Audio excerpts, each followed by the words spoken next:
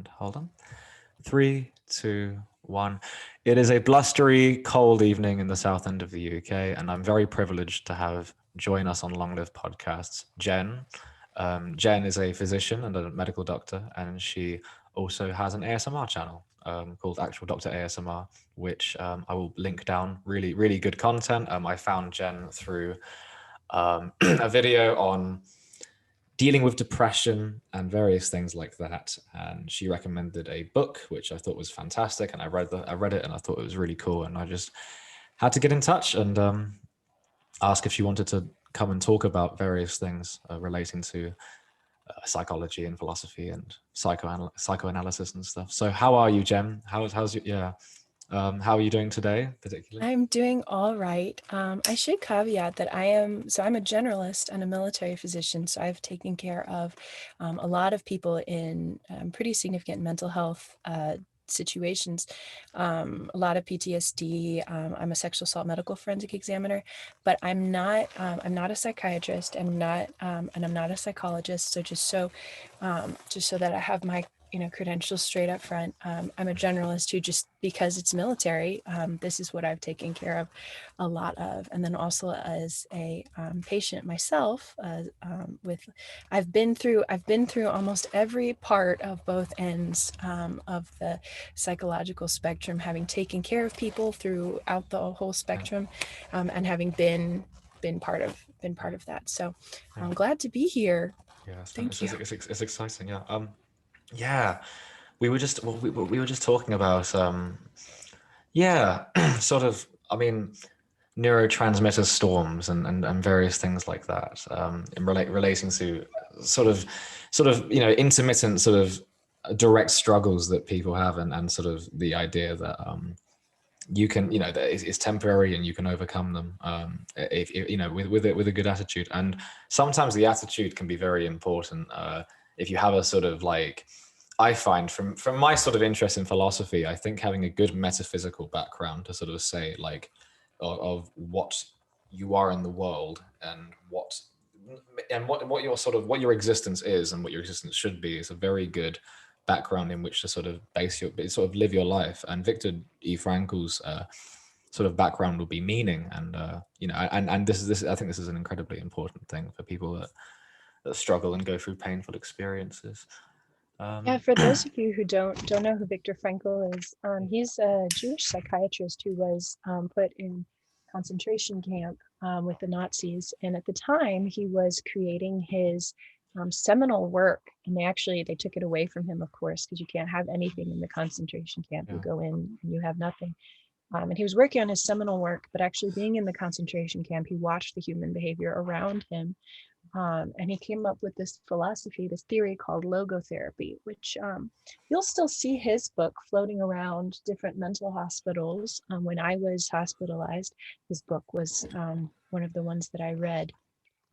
However, that theory of logotherapy isn't so frequently promoted as I really think it should be within a lot of psychological circles. People don't, just because instead a lot of modern psychology kind of tends to penalize sadness, makes it like, oh, you're sad, it's just kind of bad, and so we're going to do everything to fix it, when sometimes part of life is suffering, and you're going to have suffering, and that how we handle the suffering rather than running away from it makes a big deal. And so that's kind of his whole theory is exactly what you just said, James, kind of that there's what are you suffering for? Because if you have a purpose, this is what he observed in the concentration camps, if you have a purpose, then you can handle any suffering and come out the other side with your brain. What's tough is that when you're in those storms, right, when you're having either a major depressive disorder, severe breakdown, or you're having a schizophrenic moment where you can't detect what's going on with reality. When you're in the middle of those things, it's really, really tough to hold on to that. So one big thing to do is during the not so terrible times to practice how you handle your purpose, basically. And sort of take back a certain element of control with your cognition, because I believe logotherapy is something it's closely aligned with CBT in a lot of ways. Am I right in saying that? Yeah. And Well, I would say there's a little bit of a difference in that CBT mhm. is, I would almost say logotherapy is more of a theory on therapy. Although it is techniques, it does have, and if you read his, and you've read his book, he does have techniques. CBT, cognitive behavioral therapy, tends to focus more on taking whatever maladaptive thoughts are promoting the difficult feelings, and helping you to examine them in the evidence and see if they're true, and then respond to them in a mentally healthy way. So you rewire some of the negative connections that your brain is going down over and over again. Because literally, when one neuron connects to another neuron, the more you send chemicals down that path, the stronger that connection becomes. And so this is where you get your thinking patterns are actually based on real physical connections. Like there's real physical goo behind each thought. And we want to kind of start to break down some of those patterns. This is kind of what CBT kind of focuses on, as opposed to like psychotherapy, which was very popular since Freud and is generally considered, I mean, there's no good studies really to support psychotherapy compared to something like CBT. And psychotherapy was more kind of like the stereotype we have of someone lying on the couch and just talking about their feelings and talking about their parents. Rather than just kind of allowing the flow, CBT focuses on how can we respond to and correct that flow. And logotherapy focuses on how can you survive that flow when you have a bunch of things going through. So sorry to say no, so much. please, this is just, please, that was a brilliant, I mean, that was a brilliant explanation. I was just loved it. It was there is, I would agree that sort of logotherapy is a bit more of a philosophical, like a therapeutic philosophy almost. What a lovely word. Thank you. Therapeutic philosophy, what a great term. There's certainly it's certainly something that, I mean, I've done a video on my channel about my 4 years with psychosis, and I mean, for the first year of the psychosis, I had no idea. Not only did I not know what was happening to me, but I wasn't getting, no one was really giving me proper attention, because I was like, I was very much like, I need something like an antipsychotic to help me with this, because it is a sensory thing in a lot of ways. I mean, these were my feelings at the time anyway. And often I wouldn't feel anxious, but there would be things would generally be very bright. And I mean, I was spiked with acid and LSD in 2016, and then in November 2016, I ended up. It was very strange. It was like one minute. Sorry that happened. That's awful. It's a fun story to tell, but in some ways. But like and then I was I was like 1 minute I was fine, and then the next minute I was just plunged into this sort of very dissociative state where everything was very colorful. It was like the world was a film that was being watched by no one. There's some sort of like, I don't know, some hyper empiricism or something, where it was just raw experience and there was no actual tacticity to anything, I would sort of say. And over that year as well, I was being very poorly, I was thrown on maybe, I think 200 milligrams of quetiapine. And then they just left me for a month, and I was trying to say like, hey, I'm on this antipsychotics, this got quite strange side effects, and then all the rest of it. But my point was, that's rough. I'm sorry. I mean, it happened, and it just happened, and there's not much more you can say. I mean, besides the fact that it taught me a lot. But I know I sort of had to sort of like, because and this isn't like general of people who suffer from mental health or psychosis. This is just what I did. But I certainly had to sort of construct, because for a lot of the time there was sort of grappling of like, I don't want to be like this. I'm like this. I don't want to be like this. And eventually I had to sort of, I don't know, craft something meaning based without, and just reading the book, I was like, damn, that's kind of very interesting, because that was what I ended up having to sort of like, I don't know, sort of construct. Survive. And this kind of idea of like, learning to sort of because it's a very weird thing, because you don't want to embrace suffering. There's a very big difference between accepting and embracing the suffering that you have. But Yes. then there's like this other little guy that comes up in your head that says, okay, if suffering can give meaning, let's look for more suffering. And I Oh think dear. Yeah, and it's dangerous. and it's Yeah. dangerous. It's very dangerous. Mhm. And I think and I've noticed I'm recently I'm kind of like in my new book, I'm kind of constructing this kind of idea of like this thing about this big difference between sort of learning to appreciate and almost love the suffering that you've had to deal with, and also not looking for excess suffering in an attempt to find artificial meaning, or maybe just meaning in that sense, because there's a very big difference. Well, and because you can be being tricked by another mental illness, right? A lot of abuse patients, for example, a lot of sexual assault patients will then become, and this is especially sexual assault as children, they will have they'll be very, very promiscuous in ways that are like quite dangerous for their sexual health. A lot of unprotected sex and other things like that. And it's not because they're bad or they deserved it or they wanted it, but because, especially if as children they were being abused, the only way that they felt love or comfort was during, was something someone said to them during these very intense periods of abuse. You can start seeking that out. It's kind of almost like a form of longitudinal Stockholm syndrome. That's not what Yes, it actually yes, is, but it's exactly. like where you're still stuck, and it's not that person that you're addicted to. It's that experience because of the high, because during a sexual abuse, you're getting high levels of cortisol, you're getting high levels of epinephrine, you're getting high levels of oxytocin. And that's the one that's really odd, right? Because oxytocin is the bonding It's the hormone. cuddle drug, yeah. Yeah, The cuddle exactly. neurotransmitter, yeah. And it comes out during sexual assault as well. So you get these really, so it's, kind of this like really intense, awful trip. And so people will become, there's some people who it's just very purely psychological, because the only time anyone told them good girl or good boy was when they were being abused. And so they're always looking for, that's the only kind of validation that they get. Obviously, this is a very extreme example, but, going into, what you said about like being careful about not to, making wise choices that don't put you into more suffering, like getting HIV or other things like that, which, somebody doesn't want. Giving you wise choices that don't put you into more suffering can only happen really if your brain is fairly healthy. And so you want to be careful also as you're reprogramming your brain, like you said, not to fall into more traps because you survived what happened to you. Exactly. Similarly, how like a prisoner of war, it's going to be a lot easier for him because he knows he doesn't want to become a prisoner of war again. But that would be the concept, is that you kind of you're falling into that situation. There's that word. What is it? What's the word? It's when you sacrifice yourself for your community. I've forgotten the word. You're not a. Oh, what's the word? I forget the word. It's the opposite of egocentrism. It's where you don't care about yourself, and bloody hell. I wish I knew the word.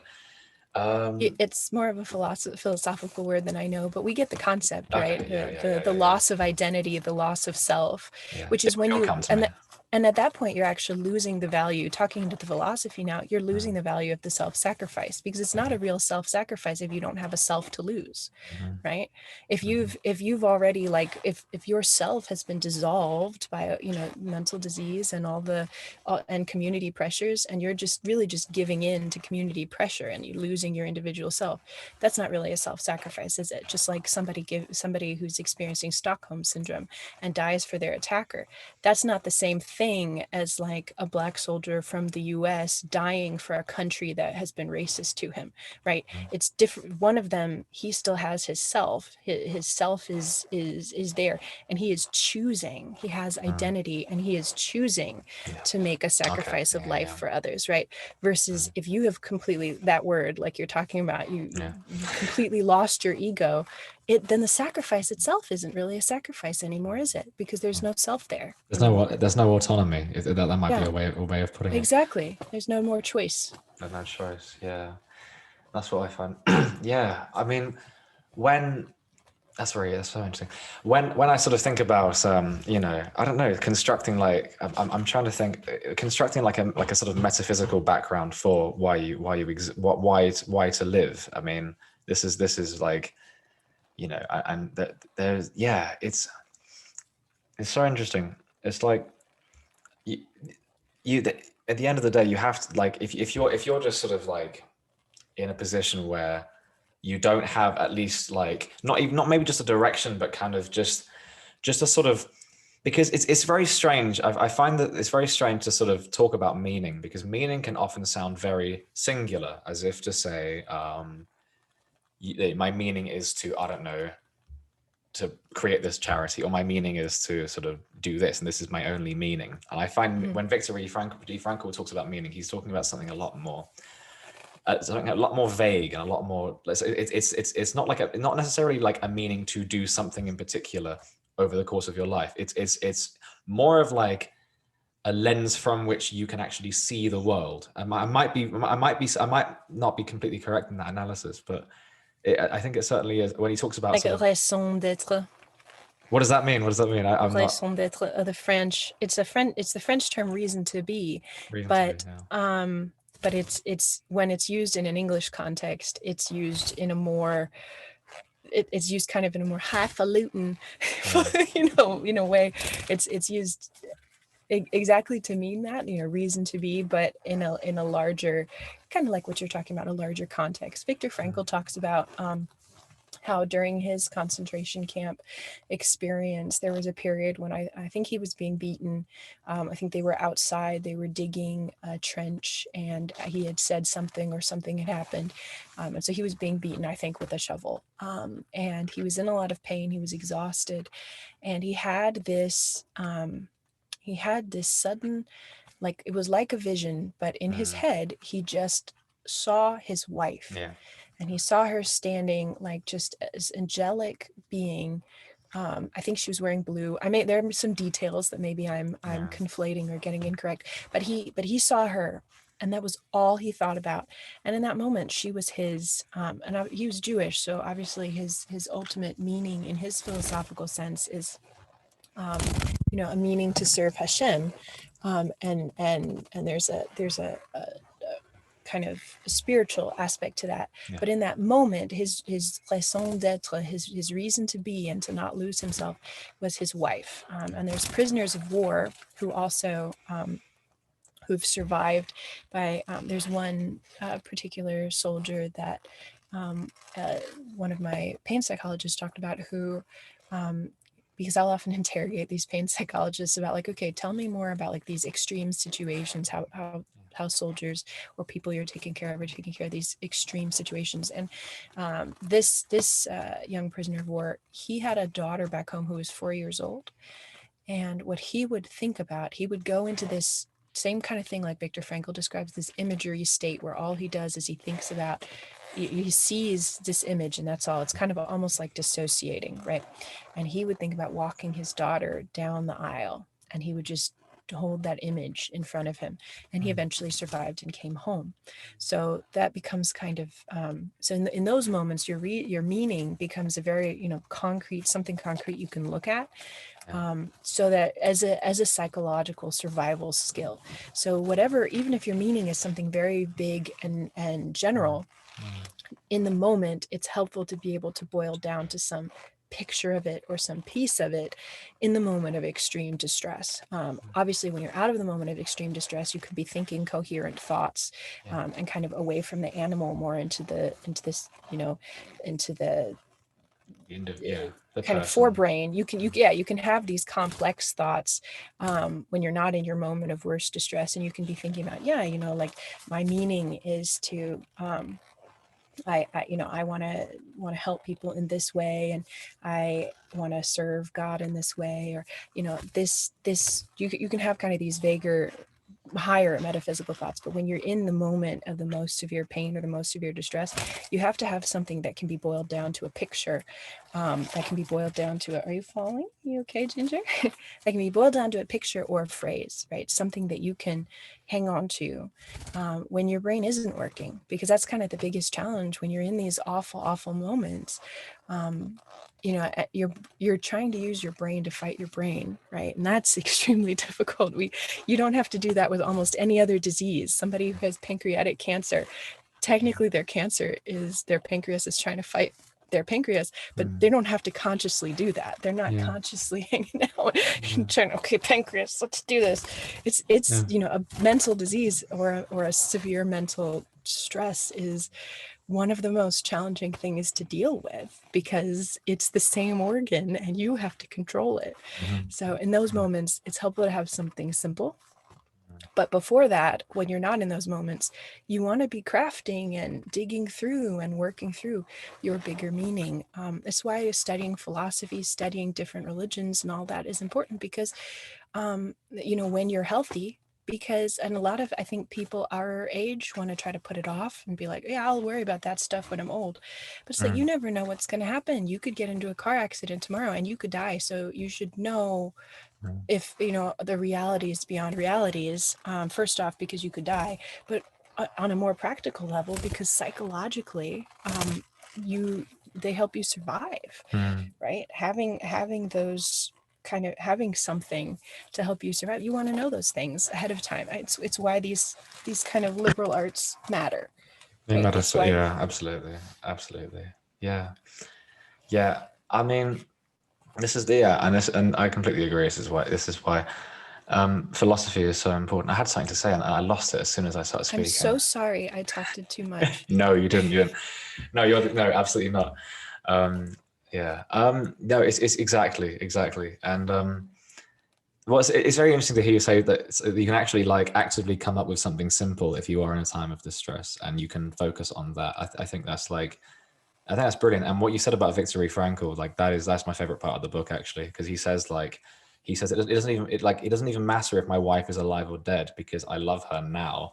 And I thought about that. What a wonderful phrase. Oh my God. Yeah. Well, I forgot about that, but you're so right. Yeah. Yeah. And then I thought about it some more. And then I thought, it doesn't even matter if he was made to forget his wife, because it's real now. And if that love is real now, then it's real across space and time. And that was what was, so interesting. And this is why, this is partially I was interested in philosophy before because, and you talk about death. There we go. Perfect. I when I was 8, my mum turned 40, and I say this introduction to my book, actually, but my mum turned 40 and I realized that she was going to die. It's like that kind of like the background. You haven't really brought it to your conscious attention yet, because you know that, and then you realize that and you're like, damn. And then I realized I'm going to die as well. And then over the course of like the next 10 years, I would have, once every couple of years, I'd spend a few months basically in complete panic and nihilism. Basically, it was like sort of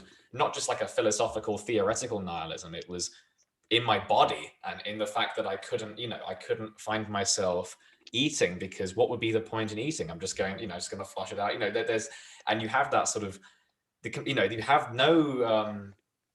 have no reason.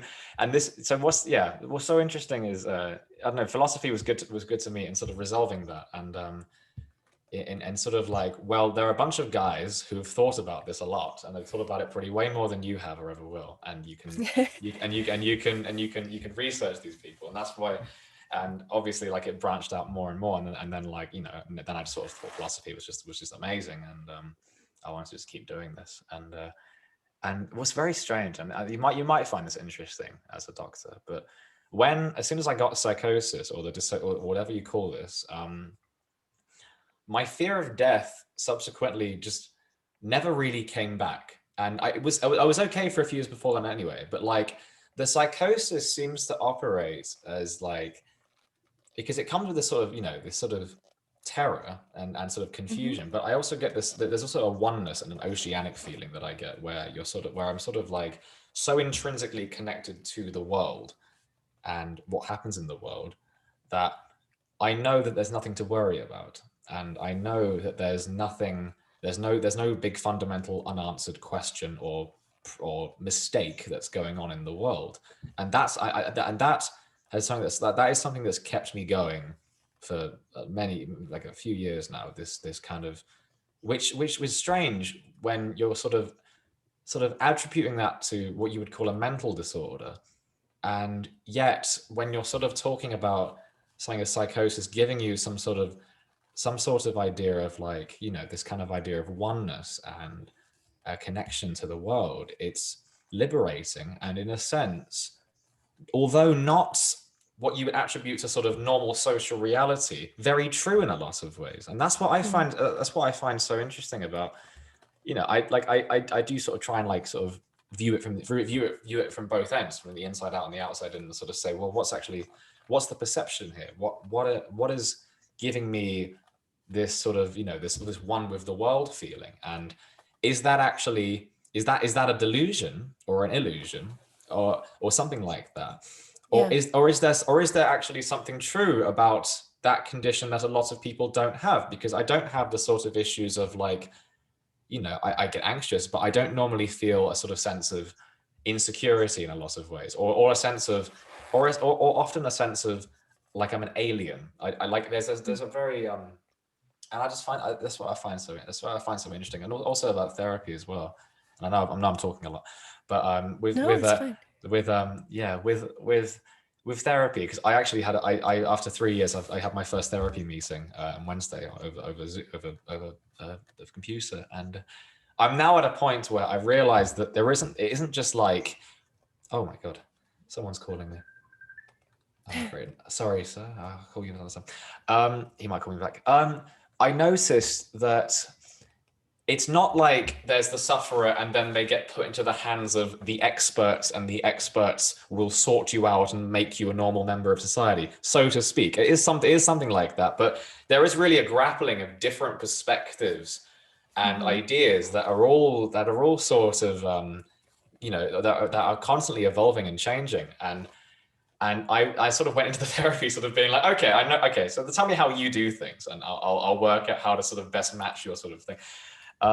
Yeah, and I don't know, it's just I find that even more fascinating now than that kind of wish I had when I first started having psychosis, to be rescued by some authority figure so that would sort me all out and put me back on the streets as like a smiling, happy member of society again. So that's interesting, and I think it's interesting to sort of have that sort of lesson over the past 4 years. Well, and I think that that's where a lot of times just having a different perspective or having a different way of experiencing the world can be stigmatized within mental illness. And you'll find that I tend to think about it as every condition, every brain has both superpowers and super weaknesses, right? And so each individual brain, with its little mix of neurotransmitters, and the different blends and the different connections that it's formed over time, is going to have aspects of it that are excellent. And you'll find that there are trends, right? There are trends within, and again, this goes back to not penalizing mental illness, but penalizing or fixing loss of function, right? Like, do we, and there's actually a criteria like that in the DSM-5. It's frequently ignored by providers, but the major criteria for all mental illness in the DSM-5 is, how is it altering your function, right? And something that's neuroprotective and helping with function, like that sense of oneness that you get, right? I can give you an example where it would be a bad thing. It would be a bad thing, for example, in somebody who has bipolar disorder. Yeah. And gets this feeling that they're going to save the world by something really extreme, by kidnapping the president or something like that, right? If they get a very, very positive upper feeling and then it causes them to do something that's very non-functional, then you have a problem, right? Or somebody who's schizophrenic, that they get this really, really high upper feeling, and they're feeling very positive, but it's a feeling based on like they believe the TV is talking to them, telling them that they're an angel and they need to become a leader of a cult and control people's lives. Like, there are unusual scenarios in which that feeling can be a bad thing, but it comes down to function, right? If the feeling is helping you to function and it's helping you to be good to people and it's helping you to handle, then it's not a bad thing. That's not something that becomes penalized as part of, or should be penalized as part of, mental illness. It's an experience that you have, and it's in some ways a power that you have. You'll see that a lot of depressed people. So there was a phrase in the Brit Hadashah, in spoken by Yeshua, who people, Gentiles call, most of us who aren't Jewish, we call this historical figure Jesus, right? His name was actually Yeshua ben Joseph. He was Jewish. And there's a phrase where he says, "Blessed are those who mourn." And in some ways you see that with depression, because you'll see that depressed people have a sense that there's something wrong that needs to be fixed. People who have depression have a lot of times a unique compassion, a lot of times a unique insight into other people's suffering, and a unique understanding that there are things in the world that need to be fixed. So in that way, that's functional. That's blessed are those who mourn. The non-functional part is, right, if you're gonna kill yourself, right?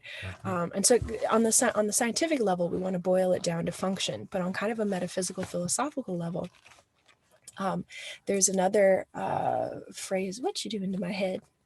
What you doing to my head, little one? There's another phrase that you made me think of. That's again in some of these really old texts, and I think it was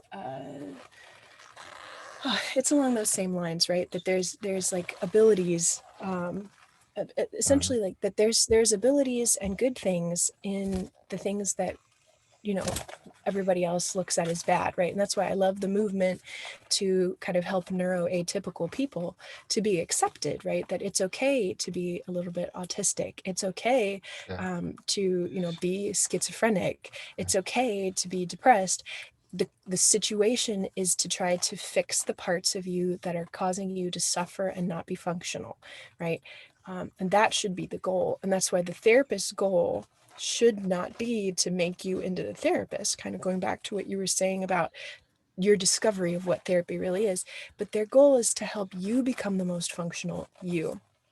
A couple years ago in medical school, when I was learning about personality disorders before I was diagnosed with one, many years ago, when I was learning about personality disorders, I stumbled upon, because there's stuff within personality disorder diagnosis that if you are a person, I think for especially people of faith, it could be a big shocker to learn about and try to see, like, well, where's the personal responsibility in something like antisocial personality disorder, which is generally what's considered, that's when somebody says somebody is a psychopath. That's a very old term for antisocial personality disorder, being where, and part of the criteria is, you murder animals, you set things on fire, you like to torture people. That's antisocial personality disorder. Has a lot of those people, it's not part of the criteria, but a lot of them will have really low heart rates and really low body temperatures. It's like people have trouble relating to these people, because these people are like frozen, no feelings people who only seem happy when they're like cutting you up, right? So thinking about in the context of, I had always grown up believing, right, well, all people can be saved and all people can be, there's some element of responsibility. It was like, well, what happens if you have this mental disorder, right? How does that impact the rest of your life, right? And how does that impact you on a metaphysical level, right? So as I was researching this, I came across this really interesting resource that I still remember today. I don't know where I found it, but it was essentially a philosophical resource that actually was really beautiful in a sense of not penalizing people's mental disorders, specifically personality disorders, which are notoriously difficult to treat. It is so hard to treat personality disorders. And what this was a Catholic resource. I'm not Catholic. But it was really beautiful because it talked about how looking into the truth, it's like, okay, so you're a person with one of these personality disorders. There is a truth and something you're correct about at the core of your personality disorder. And they talked about, for example, borderline personality disorder, which is kind of the stereotype of where you have a teenager who might cut themselves. It's what people call bipolar when it's not bipolar, but they'll love you one day, hate you another day. No, don't bite my ear. So they said, right, okay, so the core is, yeah, people are untrustworthy and that there are good and bad people. You're correct about that. You're not wrong about that. And so you can embrace the part of you that recognizes that. But then instead of becoming upset and cutting yourself, learning through therapy and through your medical help the other, how to cope with that. So seeing, instead of penalizing the whole disorder, saying, yeah, there's some truth in how you feel. There's some truth in these core things that affect you. And then, of course, because it was a Catholic resource, it said, but the answer to that is that even though other people might be untrustworthy and might desert you and you might not feel loved by them, that God always loves you. And so you can focus on that in those moments of cutting and concern. Yeah. So that their answer was, instead of punishing and penalizing the mental disorder, to look at it as, there's good that you see and there's bad. They had one for antisocial personality disorder too. Kind of this understanding that it was a similar one to the borderline one, but it was more along the lines of that, like, evil generates pleasure. And it's like, yes, but the answer to that is there's some things that are worth sacrificing pleasure for, kind of was a similar, I don't remember exactly, right? For sure. So yeah, I mean, it's like there's good, and if you have these experiences because of the change that happened to your brain, and you have positive sides of those experiences, no one should take that away from you, right? No one should punish you for that, because they help you to be a better human being. There was a schizophrenic patient, and just one more patient story. I'm so sorry. There's a schizophrenic patient. I'm loving it. There was a schizophrenic patient that we had when I was several years ago, working with a psychiatrist, and they were going to put this schizophrenic patient on some pretty heavy duty medications because he wasn't on one. But we had sat with him and talked with him, and I said, well, yeah, he says that the TV tells him to do stuff, but the TV tells him, he says that the TV tells him to be kind to others, to treat others with fairness, to obey the golden rule. Is this something we need to be punishing somebody for with medications that have enormous side effects? It's one thing if the TV is telling you love others by raping women, which is a thing the TV has told people to do in their delusions, or the TV is telling you that you are you are God and you should be smiting some people, right? There's the TV in people's delusions tells people all kinds of really interesting stuff, but this guy's delusion is not a bad delusion. Right? Like it's telling him to obey the golden rule. It's telling him to be good to other people. He already has so much problems because in addition to a mental disorder, he's also got significant what used to be called mental retardation, but now it's a mental disability, or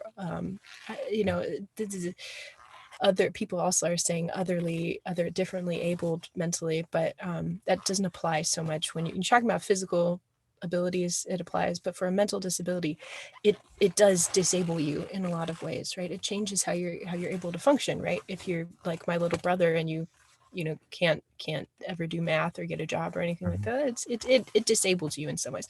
But so he has all this going on, and now we're going to give him these medications with these heavy duty side effects that can cause you to have tics.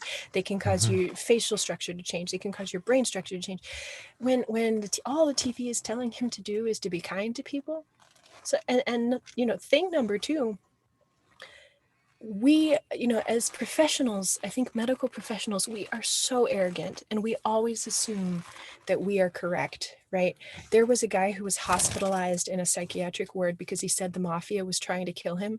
The mafia was trying to kill him. But they hospitalized him, which I guess, made him safe. But it's like they assumed that he was crazy because in their wealthy suburban experience, that could never happen to somebody. That's something from the TV. But for a poor guy, in this experience, yeah, it was a real thing that could happen, right? So we always assume things, right? And even on a metaphysical level, I don't know if the TV is talking to him. I know I'm 99% sure that it's not, right? All the scientific evidence I have leads me to believe TVs don't talk to people. But I think we should all have at least 1% of skepticism left over for not just the impossible, but the impossible within our concept, right? Because again, everyone said that it was impossible for a radio to be existed. They made fun of that guy forever. He made a radio. It's possible. It exists, right? People have said all kinds of things are impossible that actually are possible. So I don't want to be so trusting in my experience of the world, my understanding of science, right? Scientists in Galileo's day believed, like it was the scientific community of that day believed that the sun revolved around the earth, right? It was a scientific community controlled obviously by a very dogmatic and Neolithic organization, but that is what everyone believed. So just because I believe something is so true, you know, like I believe TVs don't talk to people. It's probably true that TVs don't talk to people, but you should leave at least 1% skepticism against yourself, because you don't want to be the guy who tells people, yeah, no, you could never have a long range conversation with somebody else. That's nonsense. And then the radio is invented the next day and you're an idiot. Oh. So, you know, maybe the TV did talk to him and tell him to be nice to people. I don't know. I don't have to stop it. Have you heard of Thomas Kuhn? I think it's called The Structure of Scientific Revolutions, and how paradigms change over time. I have heard of him, but not had the pleasure of reading. I haven't as well. It's exactly what you just said, and how science isn't just like aiming towards, it isn't just like this is the truth, but rather we have things that are in the bottle that are of acceptable ideas, and then we have things on the outside, and then once the things on the outside are larger than the things on the inside, we change the bottle. What a good metaphor. Oh, I love it. Very good. Yeah, and I actually stole that in my book, The Paradigmatic Bottle. And I talk about, I had a number of things to say, but I'm just going to go on this tangent anyway. Sort of, because my book's about sort of the conceptual structures, and the whole premise of the book is that we have our greatest tool is our ability to lingualize and conceptualize our language and concepts, and it's also our greatest. And I want to sort of make a case for the other side, and it's also very, very powerful, and also and goes against, very dangerous for us in a lot of ways. And I use the paradigmatic bottle of actually, it's very interesting because I talk about Christianity and I talk about, I don't know, rationalism, maybe not Christianity in the sort of the way that maybe you have or anything like that, but rather the idea of this apparent opposition of secularism and Christianity. So with Christianity, you may have, I think I've wrote about it as having three sort of principles. There's the soul, and then there's the earth. The idea that and this is just one idea of Christianity, and I use that as an example. And one is that we get ethical rules from God, and the other one is that we get meaning from God. And the thing about the switch to rationalism is that it seems to oppose Christianity, but it still has the same paradigmatic bottle, because we still have that Descartesian, I think therefore I am the mind, and then the body, and then the body. We still look to the same sort of place. Well, we don't anymore, but we sort of want to look to the same sort of place to derive ethical and meaningful principles from like an objective outsider, except that's just disappeared now. So this brings out nihilism, and we have this idea, and we can sort of conclude that the paradigmatic bottle is actually the same in this sense, because we are still borrowing from Christianity a lot of principles, when in fact, when we move to secularism, we've just swapped out a few things. It's actually, so if we want to actually properly master our conceptual structures, which is very imperative if we want to live as free human beings, we have to investigate these underlying structures. So that's one idea, and that was just based off Kuhn. Another thing I wanted to say, because you said a lot, and I want to sort of address as much of it as I can, is I like schizophrenia and this idea of what positivities and truths come from something like schizophrenia. And I was on a podcast, I was on my professional work podcast, talking to an artist, and he was saying, he basically said it very simply. He was like, schizophrenia is for the dreamers, and he's not a doctor or a psychologist or anything, but he reminded me a lot of some of the ideas that Terence McKenna has, and this idea of like, schizophrenics, their dreams, like, the dreams that schizophrenics have, if you want to colloquially call them that, they're potent, and they can transform the world. And this is something that is maybe necessary for our society. We need people like that in a certain sense, because otherwise, we Get people to challenge our paradigms. Exactly. Yeah. And that brings in the other thing I wanted to sort of mention, which is when you talk about the 1% chance of the TV really talking to the schizophrenic. And it's very good to have the mindset of, what if I'm wrong? But not just for that case, but to undergo, I don't know fucking most things, and I don't know, and we can, and the thing, and we, it might, it might really be, like relevantly improbable that the TV is really talking to them, but it's that background of, I don't know jack shit. If I'm, if I can curse, and it's humility. Yeah. Humility, exactly.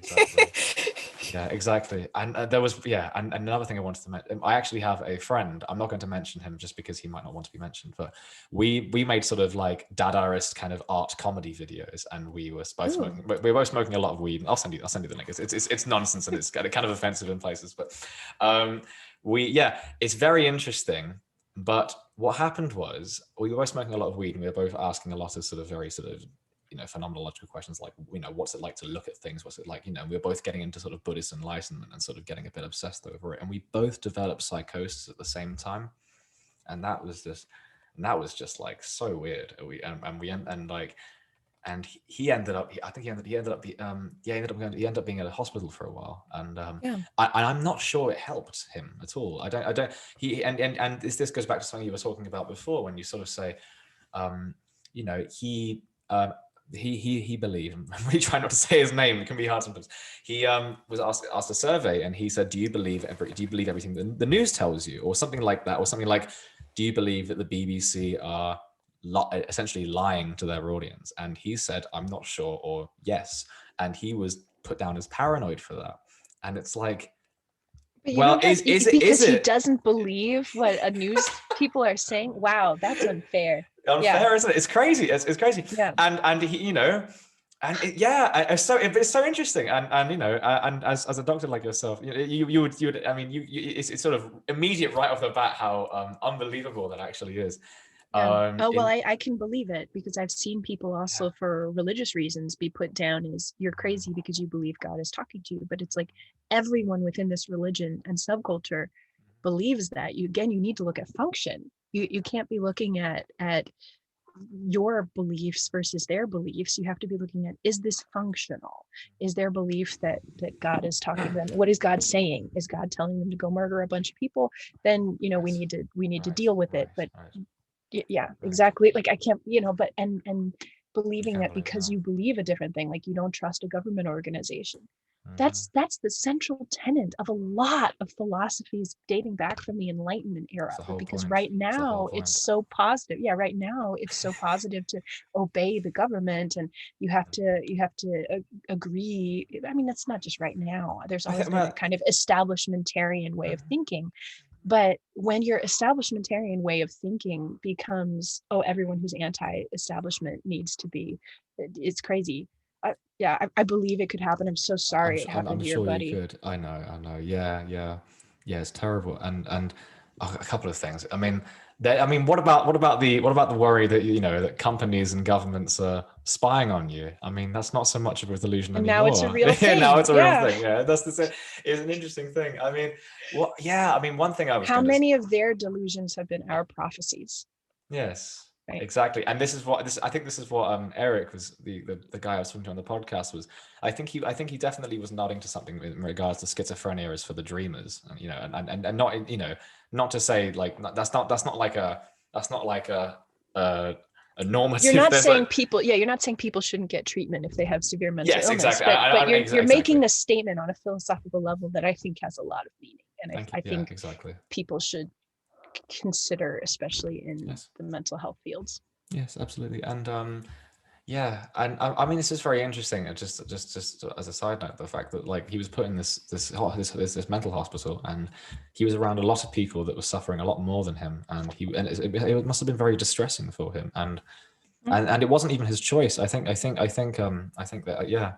they just sort of picked him up one day, and then off he went. And it was and I mean, it's a tough call. I mean, like, it's a very, And I had this kind of weird thing when I was in the position where I wanted to be rescued, where I kind of wanted that to happen to me, and hopefully I'd go to the hospital, and then I'd be all figured out. Then well, I didn't actually ring them up and say I want to go, but I almost wanted to be put in the position where, because I thought maybe the hospital would just put me under some dramatic treatment and then fix me up, and then I sort of realized after I moved to Finland for a while, and then my psychosis got pretty bad, and then and very strangely, and because I know our healthcare is seen to be the gold standard, maybe in America as well, just because of the insurance system that you have.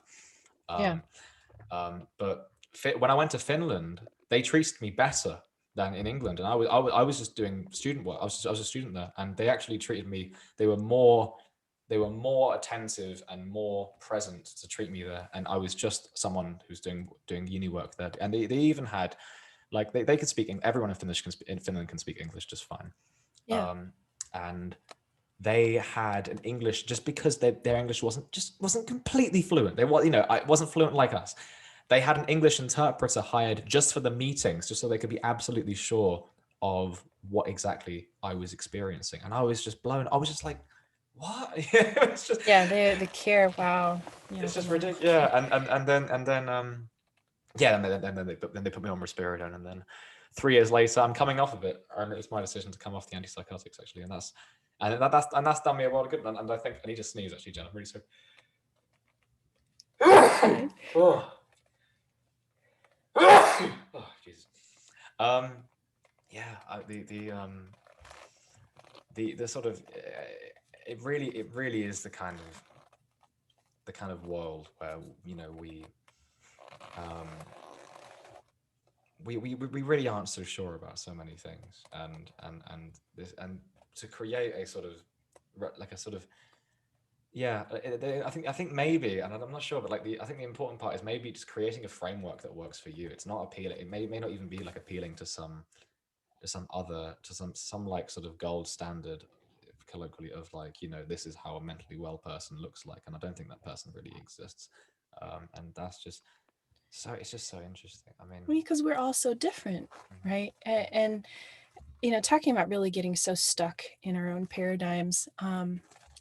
There was so at the very beginning of my channel, there was a big alt-right conspiracy theory, actually, that I was a Jew N-word working for the CIA to help establish these are crazy sounding people, but to try to establish the world order in favor of the Jews and the N-words, right?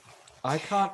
And they based this theory off the fact that because I was a woman and I said I was actually a doctor, and then I had been all these places, and I had all these adventures, they were like, this can't be real. So she must actually be. So because I didn't fit their paradigm within their alt-right, white supremacist worldview, I didn't fit their paradigm of what is real or normal or acceptable for a human being.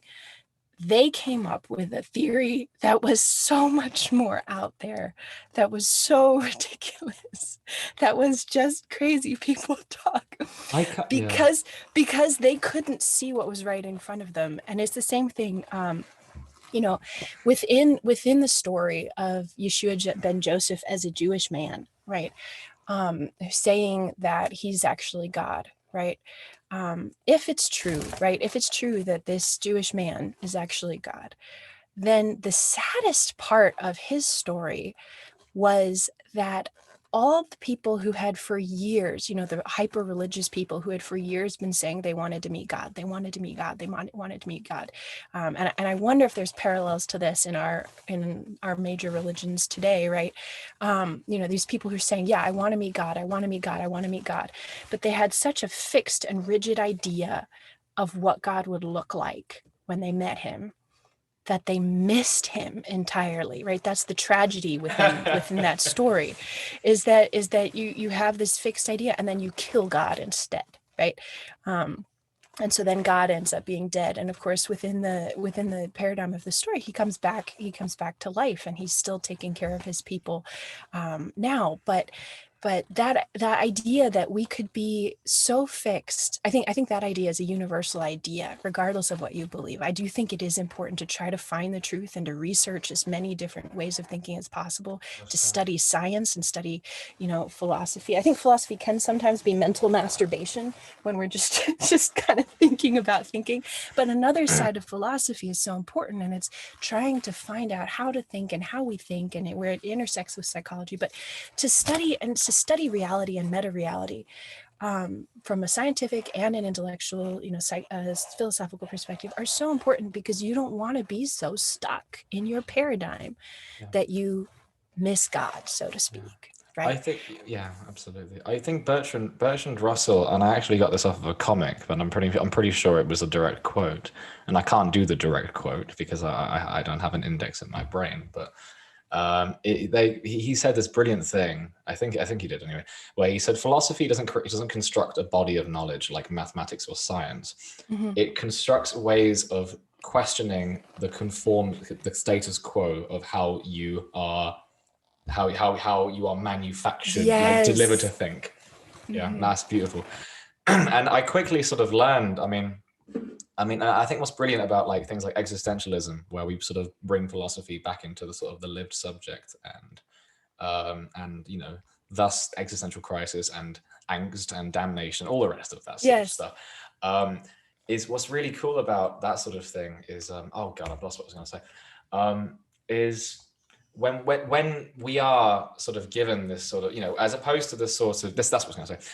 As opposed to sort of, because there's a way of doing philosophy. Like I took one philosophy class in my sociology degree, and that was it, and the rest I sort of just learned on my own.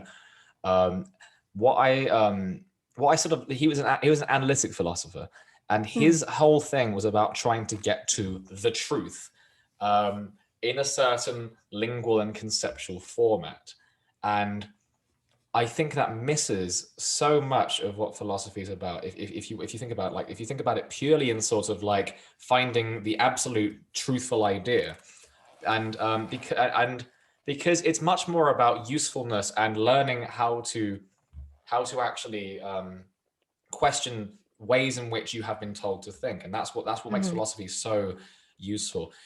I'm not saying. So it's less about finding the truth and more about not missing the truth that you may have forgotten. Yes, because you're so focused on your way of thinking. This is it, and I'm not against. No, this is the thing, and this is the theory I'm trying to construct as well. Like as a sort of plug, whatever. But like, I don't think this is the thing. But I'm completely. I think the truth is the most important. I think it's one of the most important things. I just don't think you can construct it with philosophical arguments, so to speak. I think you can. I think you can hint at it. And when we're sort of talking about and again, you're a little bit more of an empiricist than a rationalist in some ways, rather than a pure rationalist where you can construct everything with philosophy. Well, yeah, it seems like. Yes, and that's. I mean, I find empiricism. It's a very interesting thing. I mean, like, I think you can find. I think with rationalism, there's that a priori sort of stuff where you sort of have constructions of like maybe space and time, which I think that's fine. I do think though, I'm more on the side that the truth is very much exists, but you this is this thing I'm trying to sort of construct a theory on, but you can't talk about it because it's just there. That's interesting. Kind of like the old Hebrew conception. Yes. That you can't see God. Yeah. But exactly. But at the same time, there's begging throughout Hebrew philosophy to please let me see your face. Yes. Right. So where it's like this paradox of, yes, you can see God, but you can't see him. It's precisely, it's that kind of same thing with like, yes, you can see the truth, or him saying, I am the truth. Like again, I keep coming back to this because this is obviously, my favorite. I've studied many teachers, and I've studied a lot of different Buddhist thought, and a lot of I believe most of what Taoism says is true, and I've studied bits and pieces of the Quran as well. But my favorite thing is obviously this the thing that I think that is my purpose, right? Yeah. But and so I keep bringing it up. But one of the things that Yeshua says that is interesting, he says, I am the truth, right? But that truth can't be known then. If the truth is a person, you can't know it. You have to experience it. It's not a body of knowledge. It's a it's a thing. Yes. Yeah. Yes. And that's it. I mean, love that's how it. you arrive at that from this like kind of abstract philosophical place. It's so cool because there's so many different ways to arrive at the same thing. Yeah.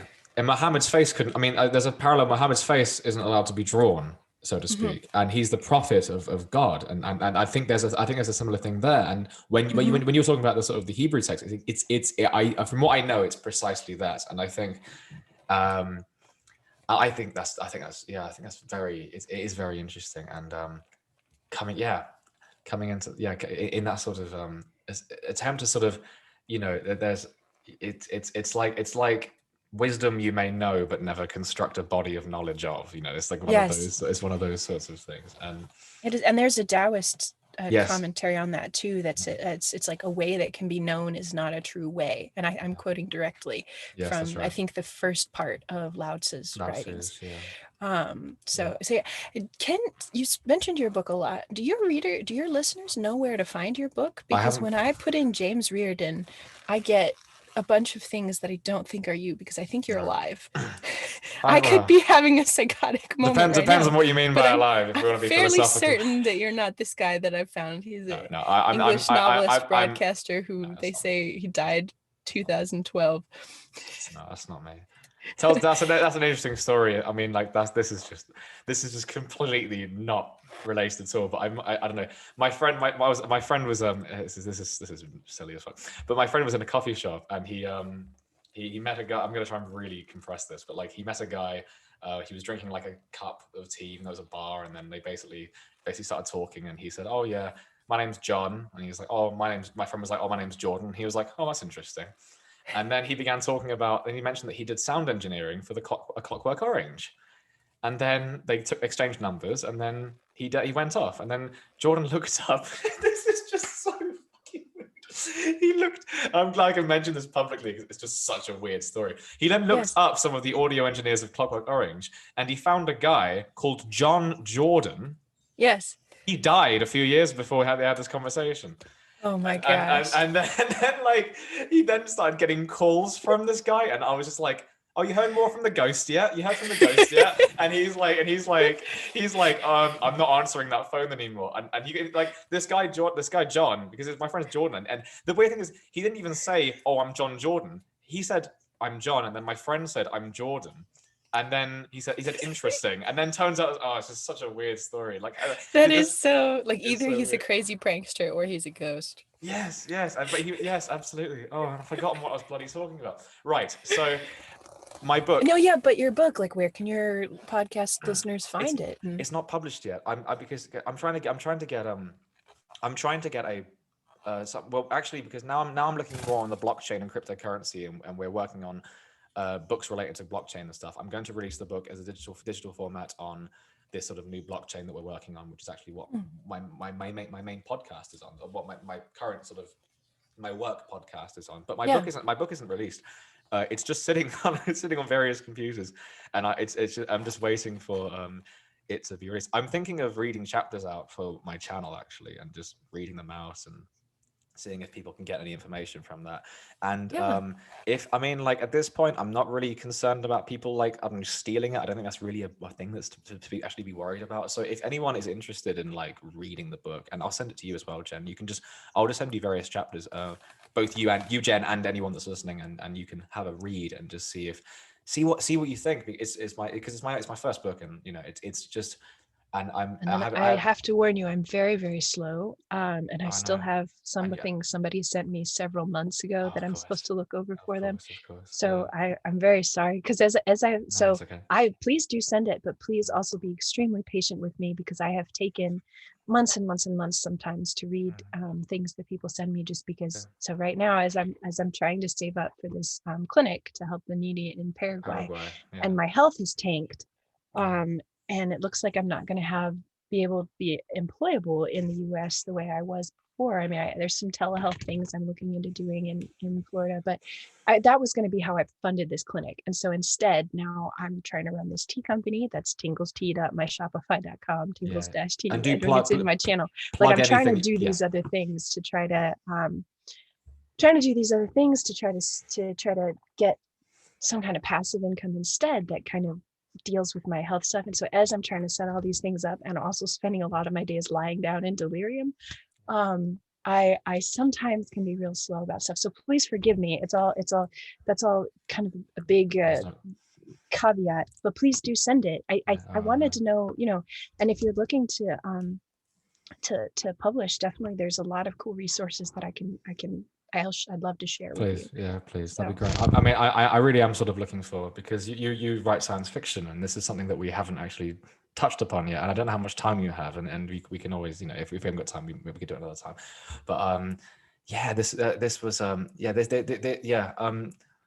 it would be lovely, because I'm going to publish it on the blockchain, but I'm still interested in looking for other avenues to actually get the to sort of just, because I think I sort of had, I mean, the book is called The Ecstasy of Nothing. Oh, what a lovely name. Oh. On language, reality, and the phenomenology of modern experience. And that's kind of the, and that's, it was just, I mean, it sounds like a thesis. You could almost approach a university press where you are. I've tried, and I've even tried the university I went to, and they've said nothing. They've just been like, and I've got my own issues with how universities function anyway. Not the professors themselves, but the structures of them, and how they handle finance. And I've bitched about them in a couple of places as well. I'm shocked at the fact that since I've given them 50 grand in terms of, and I never finished the degree, which is fine. I'm not sour about it. That was my choice. Yeah. They but yeah, they're fairly useless. The fact that I've literally, yes, thank you. And the fact that I've said, like, I've come up with a thesis, it's about 60,000 words long, and I think this is yeah, I've put in the work. I've put in a lot of work. Yeah, I also gave you a bunch of money. Yeah, I gave you a bunch of money. Why don't you help me actually release this bloody thing? I actually, so I'm a fellow ex-student of mine who graduated said, oh, by the way, the university is required to help you publish from the first 3 steps or whatever, I don't know. And then I called them, and she was wrong. The graduate was wrong, unfortunately. But the university said, no, we're not actually required to do any of that. So I don't know how we can help. And I'm like, okay, you're not required to, but you could find someone who could help anyway. And that would be great, because I've done a lot of work, and I think this could be very beneficial to both academic people and people interested in improving their mental well-being. So for God's sake, I mean, what do you want? What do you want me to do exactly? Do you think it's because, like, are you being discriminated against because of a previous, like, is the drug use past, or the mental illness known, and you're being discriminated against for that reason? I don't think it's that at all. I believe it's just how it's structured. Yes, I believe anyone would have this sort of struggle. I mean, I hope that I'm right, and I hope that I'm not being discriminated on because of drug use and mental health, because that would be awful. That would be absolutely devastating, considering university breeds a culture where they party very hard on the weekends, and then and the most expensive accommodations are confined spaces where people have to coexist, and there are cameras on the kitchen walls. And and of course they want to go out and escape, because they don't know how to live. They don't know how to live on their own, and they don't know how to talk to other people, and they have to study 40 hours a week and do another full-time job. Of course, they're going to do like the occasional drugs or something. It's and of course they're going to be mentally unwell. It's unbelievable. Anyway, that's my sort of like rant about it. But I do think it's just universities like, we got your degree, now fuck off, and that's kind of what's happening. Well, there are a lot of publishing companies on both sides of the pond that do accept open, open or unsolicited manuscripts. If you go to authorspublish.com, they have a wonderful repository where every week they send out new companies that are looking to publish people's work, and like legit companies, not like these ones that'll scam you, because there's a lot of scams where people will be like, pay me $10,000 and I'll publish your book, and that's a scam. What they'll do is they'll do like the lowest quality, like equivalent of self-publishing it, and you are out $10,000. I already know how to self-publish, and I've actually spoken to a printing company, and I have a deal, and obviously that's like, and I've got a sample book and everything. You can stay away from those guys, but the Authors Publish website will help you to get Yeah, authorspublish.com. it should be Excellent. .com. They'll help you get the legit. I think that's what it is. Authorspublish.com. It's the Authors Publish newsletter, and it is phenomenal. It is .com. You get on their magazine, and they let go of this bad bird. No, good girl. Yeah, you don't need to sit on that. You don't. Now you've messed up. You're my right. one She arm. is. I created. She's more erratic and sort of like interested in being on the camera when it's live. Yeah, she wants to be near you. But the yeah, so Authors Publish is great. They send out information on what literary magazines are out there, big book publishers, all different kinds of stuff like that. Obviously for science fiction, I'm most familiar with science fiction publishers since that's what I do.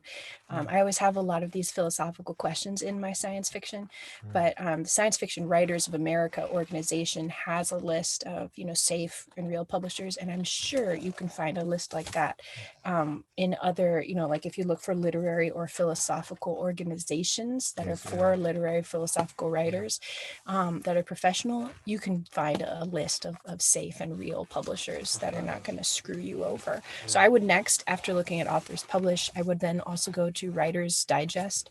And then I would also look for professional writing organizations within the genre you're interested. Again, like the Science Fiction Writers of America. For science fiction, they have a list of who are safe publishers and stuff like that. And then you just got to start learning how to query and sending out. The query site that Query Shark teaches a lot. The lady who ran that, Janet something, teaches a lot like how to send a query that gets people to look at your book. I queried the Neodymium series, Neodymium Exodus being the first one. I queried that for over 10 years before I got a professional, because I was sure like I wasn't going to indie publish that or self-publish that. I Becoming Hero, which is about the philosophy of a comic book character killing his author, like what if there's suffering in the world and if there's a being who created it all, how do I then feel about that, right, as a character in this book. So that book, Becoming Hero, I did totally independently. I contacted artists and voice actors and other stuff like that. That's totally independent, and that's available, for anybody who's interested in that kind of thing. Becoming Hero by Jen Finelli, and you can get a version with comics or without. But and it was so expensive and difficult to do. It took a lot. We had a huge successful crowdfunding campaign, but still, it was a lot of work. And I was kind of like, I don't ever want to do that again.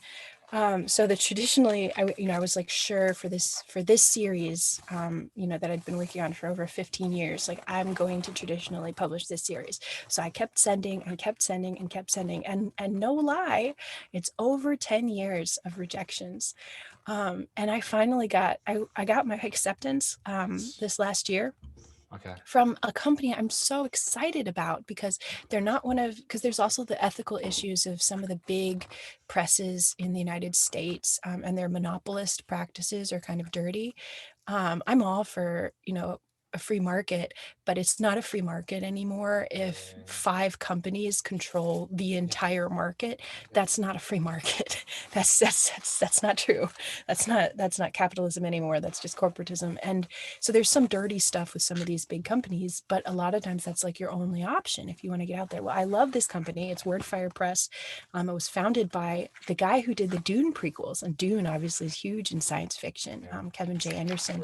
And Wordfire, and like Wordfire Press has published Frank Herbert, who did Dune. It's published some of his follow-up works. It didn't publish the original Dune, but some of these other things, and there are presidents of the Science Fiction Writers of America who've been published there. So it's a really legit press, but it's a small press, and I love that. I'm so excited about it because they've got big names and they're doing big things, but it's a small press that doesn't totally take away all your rights as an author, because that's another thing. A lot of these bigger presses, you got to read that contract real carefully, because they'll even, it's changed a lot, but they'll sometimes try to put in these clauses like non-competition clauses, where as an author, you are now not allowed to write anything for the duration of the time that they're trying to publish your stuff, because they don't want your work and your name competing with your work and your name published under them. That's nonsense. So you can't earn a living that way if you just have to be at their mercy. So there's a lot of dirty stuff that big publishers will do. Obviously, it's not,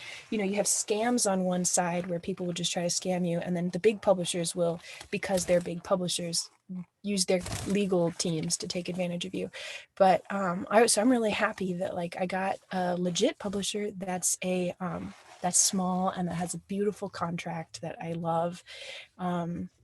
So Wordfire Press is very, very cool, and they've published. I mean, they publish all kinds of stuff, fiction. I know they've published some nonfiction before as well. I think one of the earliest things they published was somebody's kind of almost religious manifesto. I think mostly it's fiction now, right? Because that's what they were kind of founded around, is this science fiction author. But yeah, they're really cool. Wordfire Press, I like them a lot. And there's lists out there of good small publishers, and Authors Publish has one like that. It just, you have to be willing to stick to it, right? I stuck with this series for 10 years, more than 10 years. And of course now my writing style has changed so much that everything required a rewrite. Once I got accepted, I'm rewriting the third book in the series right now. But yeah, so I would encourage you and anyone else who's looking to traditionally publish, right? Some books are better independent published. I'm really glad that I did Becoming Hero independent published, because it gave me the opportunity to do work with comic artists. It gave me the opportunity to create this audio drama, stuff that I wouldn't have had the creative control over with a traditional publisher. But on the other hand, I never ever want to traditionally publish this science or independent publish this science fiction series. It really deserves a traditional publisher. And so each book, you got to look at each book and say okay, would this book do well if I indie publish it or self-publish?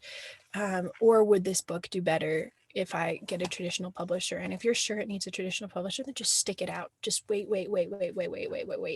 It's que será, que será, que será, será. What will be. So if you have to wait a long time, it'll still happen, right? The people who are getting published are the people who have the most endurance. How long can you wait? Or like the Langston Hughes poem, "What Happens to a Dream Deferred?" How long are you going to defer it? And then as long as you're willing to wait it out. Well, my heart sank when I sort of heard that you'd been waiting 10 years, but then you said you actually got it published, and I was like, oh, thank God. I was just like, I gotcha. Yeah, I mean, I'm currently working on a thing called the LiberNet, and the LiberNet aims. I mean, I don't know how much I can really talk about right now. We've just we finished the white paper for it, but it's using blockchain and cryptocurrency technology to create a digital library. And the problem with the way ebooks work now is that it's so hard as a consumer to, you have to buy the book and then you can't return it and then you can't give it to a friend. That's one thing, but you don't really own the book, because it's the equivalent of basically, oh, you want to borrow my book? Okay, come to my house and read the book. You don't really own the book, right? And obviously it's a huge problem for the creators because of everything you've just said about the way publishing middlemen work. What the blockchain attempts to do is create non-fungible tokens, turn books into non-fungible tokens, which are basically just limited runs of digital creation or whatever. And people can basically buy the NFT and they can sell the NFT for another book. And it's incredible. That's fascinating. I was thinking about this just the other day. How do creators then get paid? Because I'm very curious about this actually. How do creators then get paid? So again, I don't know too much because I'm learning and I've only been on this project for about 3 weeks. But basically, you're not So you would basically have a wallet, like a digital wallet, and you would mint your book as an NFT. Let's say you did 100 limited runs of this particular book, and then the proof of ownership is on a sort of objective, transparent network where you can see who bought what and who bought what token. And if people buy your book as an NFT, that money goes into your wallet. Basically, that Bitcoin or whatever. Like Bitcoin, exactly. Yeah. And Bitcoin and Ethereum and all the rest of it. And I think we're just seeing the beginning stages of it, but I'm learning more and more, and it just sounds like such an incredible chance to take out the middleman, if I can be so crude in saying so. It's just such an opportunity, and I'd be curious to learn more about it from the perspective of how it could work in countries like, like Paraguay, right? They have a publishing system that's all real life, right? They don't have any digital publishing available. And they don't have something like Amazon. Most people can't have banks because the banking, or don't have a bank account because the banking system is so corrupt. It requires, you have to have like $5,000 before you can get a bank account. So for a poor person, right, a poor creator, if they wanted to publish a digital book, well, because it's already cost prohibitive for them to publish a physical book, right? To go to the publisher, its distribution is going to be difficult. Most people aren't going to be able to read it, but everyone has phones. So my thought process with Paraguay has been, well, like, is there a way to create a system where you can have digital publication, and creators can go to publishing companies and get the editing, but it's digital, kind of like with the Amazon system in the United States. But the problem in Paraguay is there's no digital financial infrastructure, right? People don't have PayPal, people don't have banking, people don't have digital currency. Everything is cash if you're poor. So that, there's a huge discrepancy there. But there is a rise in cryptocurrency. And so my thought is, something like you're talking about, I would love to hear more about in the future.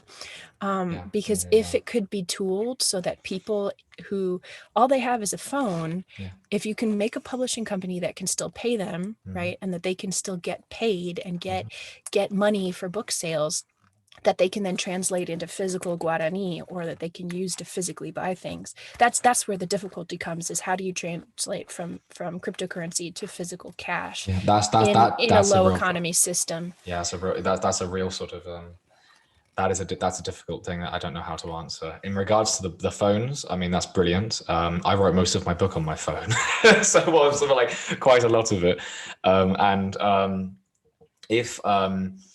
If you were to be put on like a certain it'd be the DAO, it'd be like eventually we're gonna launch the DAO, which is the Decentralized Autonomous Organization. I love that name too. DAO, I know, it's so good. I thought it had relations to Taoism, but it doesn't. I think it does secretly. I think there's a secret thing going on there. But the way. Well, he said the way of Tao, and he the guy I interviewed a couple of weeks ago, and he was like, the way WEI, and I was like, oh, there is some Taoist thing going. It's the Tao literally translates to like the way, sure. When Yeshua says, I am the way, the truth, and the life, like the way, that concept, I like it. Anyway, keep going. Like there would be a way for you to, like, if you had a digital copy of your book, at least you could definitely go onto these Discord places and say, hey, I'm an author from Paraguay. I want to maybe make an example that a low-income country like mine can actually publish their books and can publish books. And if your writing was good and whatever, you'd have people working with you to sort of create this book digitally. How it would turn from digital currency to, I don't know, Paraguayan dollars, or I don't know what the currency is there. Yeah, Guarani. Guarani, thank you. I don't know. And this is a problem that I actually spoke about in my last podcast I did a couple of hours ago regarding what happens with other countries. Other countries that don't have these tools, and other countries that have the tools, but their government suppress those tools. How are we going to infiltrate these things and make this available for people, these sorts of people? And this is a big question that we sort of have to run into, because we're sort of, me and Easy was sort of on the other podcast, we're getting really giddy about this whole idea of DAOs and cryptocurrency and NFTs and all the rest of it. And we were just like, and I just sort of wanted to say, okay, I don't want to just spend this podcast just masturbating, basically. I want to actually say, we know there are going to be problems, and some of those problems we can maybe see, and some of those problems we have no idea, because we are at the fetal stages of this sort of thing. So this is a very big problem. But I think this technology and the ability to to actually find an alternative system to middlemen and the Federal Reserve and the US dollar and all the rest of it, or like in Paraguay, banks, like the exactly. And banks, of course, exactly. Finding a way that we can have money that's decentralized. It's tough, and I was almost, the only thing that I could think of is like, okay, somebody needs to start the bank for the people, right? That you don't have to have, but then how does that work How with do you, the current interests in, basically a bank that can still trade internationally and get certified and everything usually requires some kind of government support. And how do you do that if the government doesn't really want new banking for the people, right? Because the current you need like a George Miller from It's a Wonderful Life. I forget his name, but like It's a Wonderful Life. You need the Jimmy Stewart there with the bank with the people to go against the Potters or whatever. Exactly. How are there enough good men? Like I forget his bloody name. Jimmy George Stewart, Bailey. George Bailey. Thank you, George Bailey. Thank you so much. We've touched on so many neat cultural things during this podcast, from like, people thousands of years ago to like, 1900s film. So I love it. Thank you so much for letting me be on. I certainly hope that, so definitely I would love to get more information from you in the future. Just kind of stay gently in touch with all of these things you're working on. Thank you. Again, I really appreciate it. Thanks so much, and thanks for being on so long, because we sort of went off, and I know you're very busy. I know you're a very busy person. So, you're tired and need to go to sleep. It's late where you are. Is there anything? Is there anything you'd like to plug that I can maybe put a link in, or just for you to mention that the audience can listen to, so we can just so that's there, and anything you want to promote or anything that you've got going on at the moment that you'd love to share. If people want to get the book about the comic book character who shoots his author, that's available on all international book selling sites. I found it actually on a Russian site one time that also sells brides. I thought that was odd. But it's everywhere from Amazon to apparently odd Russian sites. That's Becoming Hero. And then if you want tea to listen to your next podcast with, tingles-t.myshopify.com. We actually also partner with and support a lot of ASMRtists and podcasts where who get like 10% revenue for mentioning us. So of course that offer is always open if you are a creator. It's something that we like to support other creators, and of course it helps us with what we're trying to do. My husband also makes really beautiful pottery at Ceramic Mugs and Bowls is the name of the store on Etsy, and that also is going to try to help fund some of these things that we're doing. Right, my goal in life is to help other people, is to take care of the heroes, basically, right? I want to take care of people who are trying to fulfill their purpose, and that's physically in Paraguay, right? I want to help people who don't have the opportunities, that's why I got into medicine. But then it's also emotionally, when we're talking like on YouTube, ActualDoctorASMR, helping people emotionally. And then I want to create a network through that, right? Where like helping people in high income countries with their needs, whether it's a cup of tea, a ceramic, or emotional distress on YouTube, helping people in high income countries, then taking the income from that and being able to help people in low income countries. So it's just a cycle of help is what I would love to do. So anytime you interact with any one of my products, you're participating in that cycle of help. And I very much appreciate it. And of course it helps me. So absolutely, thanks so much. Thank you. Yeah, and I'll put the necessary links in the description. And just before we go, I have to I'd like to so what we have Patrons, and basically when you pledge £1 a month to Long Live, you just £1, you get a mention after every podcast, and you also get a little phrase that you can sort of say. So you have like a sort of short phrase, and I'll just say it on the podcast. And so we currently got these 5 people. We have Oliver, who says, "Yeah, I'll drink to that." We have Manny, who says, "Long live Wombstone," and he's the vocalist of our band. We have Maisie, who says 9/11 was an inside job, which is a very controversial. I know, very controversial. We thank Liam, who says nothing yet. And we have George, who says, "By the power of Grayskull." And those are the people that are wonderful and sort of, pledge that you pledge whatever to basically help out. You have some wonderful, bold people that you can join the company. That's right. Very, very funny people. And again, thanks so much, Jen. It's been really brilliant. And and for everyone watching, I hope you have a good week next week. So.